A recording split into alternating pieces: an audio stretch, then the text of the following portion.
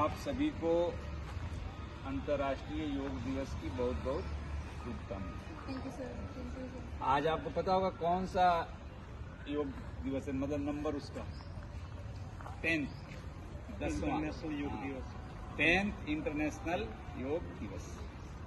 और आपने देखा है कि आपके देश के राष्ट्रपति से लेके प्रधानमंत्री से लेकर और विदेशों तक लोगों ने बड़े उत्साहपूर्वक योग मनाया।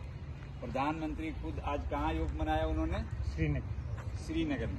प्रधानमंत्री जी ने श्रीनगर में योग मनाया और वहां से उन्होंने यही संदेश दिया कि करो योग, रहो योग, क्योंकि योग हमें क्या रखता है? स्वस्थ रखता है, हेल्दी रखता है। और उन्होंने इस संदेश से पूरे वर्ल्ड को एक मैसेज दिया, जो हम वसुधैव कुटुंबकम की बात करते हैं, यूनिवर्सल ब्रदरहुड की बात करते हैं, तो इस योग के माध्यम से प्रधानमंत्री जी ने मैसेज पूरे विश्व को दिया और उन्होंने इस योग को लेकर के बहुत सारे देशों को कनेक्ट भी किया। एक अच्छी बात है।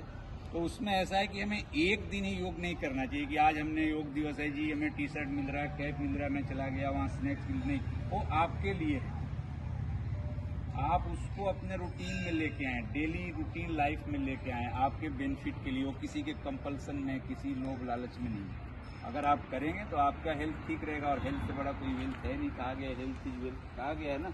स्वास्थ्य ही सबसे बड़ा हमारा धन। अगर हमारे पास हेल्थ है तो हम बहुत कुछ कर लेंगे। जब बीमार पड़े हैं तो हमारे पास सोने की मोहरें भी पड़ी है तो भी मुश्किल है। तो इसलिए आपके हेल्थ के लिए। बट आज हम बात कर रहे हैं जब इन्वायरमेंट के लिए आप हमारे पास आए हैं, क्योंकि सारे लोग कुछ न कुछ इन्वायरमेंट का बारे में सीख रहे हैं। इस गर्मी में भी बहुत सारी एक्टिविटी चल रही है। कहाँ कहाँ से, कोई लवली से आया है, कोई नीम से आया है, कोई CU से आया है, अलग अलग संस्थान से आप आए हैं। तो हम इसको थोड़ा इन्वायरमेंट से भी कनेक्ट करना चाहेंगे, ठीक है? क्योंकि देखो कोई भी योग है, दूसरा उसका सिस्टर और पार्ट आता है आयुर्वेद, उसकी भी हम बात करें थोड़ा सा हल्का सा। तो आयुर्वेद और योग दोनों इन्वायरमेंट से कनेक्टेड है। किससे कनेक्टेड है?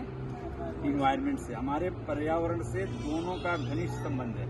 और योग बिल्कुल इंटरकनेक्टेड है। अगर हम उसको हिंदी में एक शब्द है, उसको हम बोलते हैं अन्योन्याश्रय संबंध। मतलब एक दूसरे के बिना किसी का काम नहीं चल सकता। तो अगर हम इन्वायरमेंट को पूरा मतलब पॉल्यूट कर दें, पूरा प्रदूषण फैला दें, तो क्या योग होगा?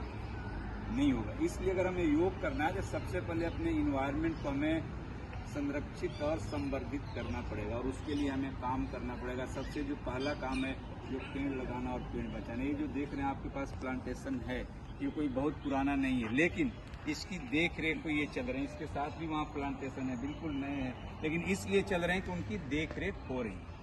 क्योंकि हम 5P और 5S को फॉलो करते हैं, जिन बच्चों को बताया गया। जो नए लोग आए उनको फिर से हम बाद में बताएंगे।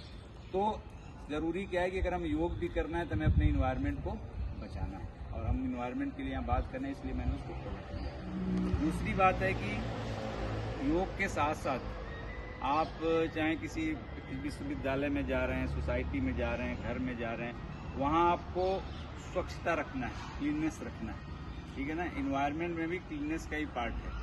अगर आप वहाँ पूरी गंदगी फैला दी और एक पेड़ लगा दी तो उससे काम नहीं चलने वाला। आपको साफ सफाई भी रखना है, पेड़ लगाना है, पानी बचाना है, पॉलीथीन लगाना है। अभी भाई साहब बता रहे हैं पॉलीथीन को लेकर बहुत चिंता जाहिर कर रहे थे, बिल्कुल सही बात है।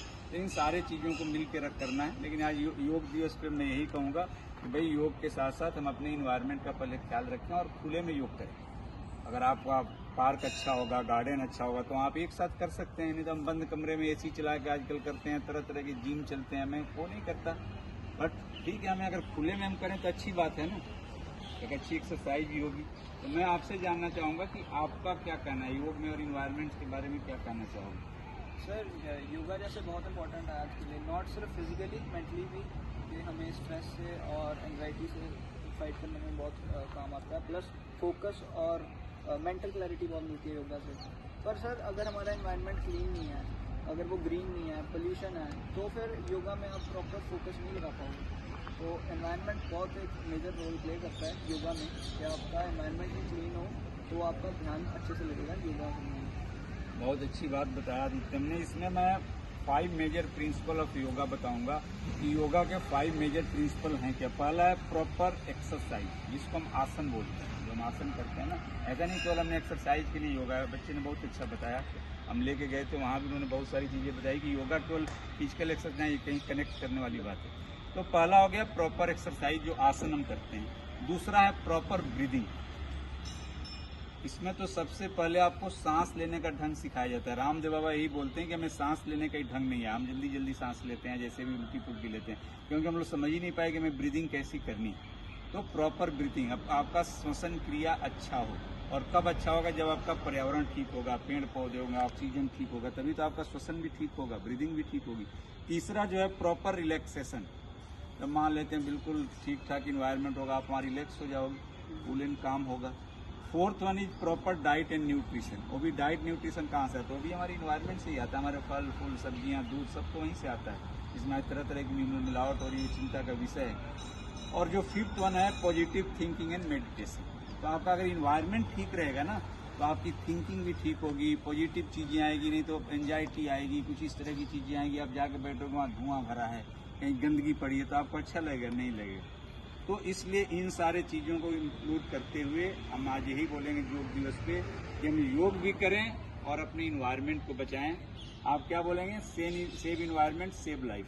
Save environment save life, save environment save life, save trees save life, save trees save life. चलिए, थैंक यू। जय हिंद, जय भारत।